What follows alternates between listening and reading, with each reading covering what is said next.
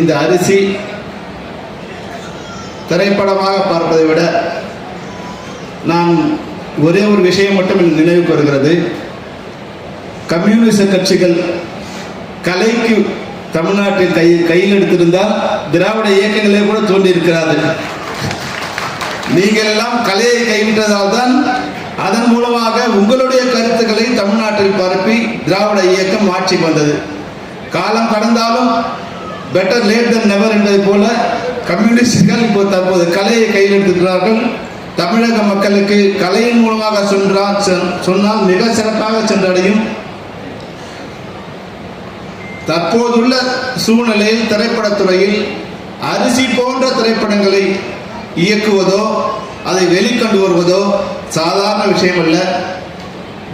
வெளியே வர முடியாத ஒரு சூழ்நிலை இருக்கின்றது. சகோதரர் செல்வ பிறந்தகை சொல்லும் போது மிக நல்ல விஷயத்தை சொல்லியிருந்தார். அதாவது அரிசி பற்றாக்குறை இருக்கிறது, ஆனால் விவசாய பொருட்களை மற்ற நாடுகளில் இறக்குமதி செய்தால் இருக்கின்ற விவசாயிகள் கூட செத்து போவார்கள் என்ற உண்மை யாருக்கு தெரிகின்றதோ இல்லை, இந்த அரசாங்கத்துக்கு இன்னும் தெரியவில்லை. அரிசி நமக்கு மிக தேவையான ஒன்று. கோதுமை நமக்கு உடம்பு சரியில்லைனா தான் கோதுமை தேவைப்படும். அரிசி தமிழ்நாட்டினோட உணவு. இந்த அரிசியை கோதுமை ஜெயிக்கக்கூடாது, கோதுமையை மக்காச்சோளம் ஜெயிக்கக்கூடாது.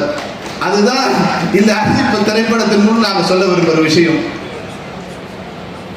அமெரிக்காவில் நம்மளை மாதிரி 10 சென்ட் 20 சென்ட் 30 சென்ட் வச்சுக்கிற குறுநில விவசாயிகளே கிடையாது. 1000 acre 2000 acre 3000 acre 100 acre 100,000 acre வரைக்கும் வச்சுக்கிட்டு விவசாயம் பண்றவங்க 1000 ஏக்கரை 2 விவசாய தொழிலாளர்கள் வச்சு வேலை செய்ய முடியும். கம்பேர் பண்ணும்போது நம்மளை விட அவங்களுக்கு உற்பத்தி செய்கிற விலை ரொம்ப குறைவு. அந்த விலையோட நம்ம விவசாயிகள் போராட முடியாது.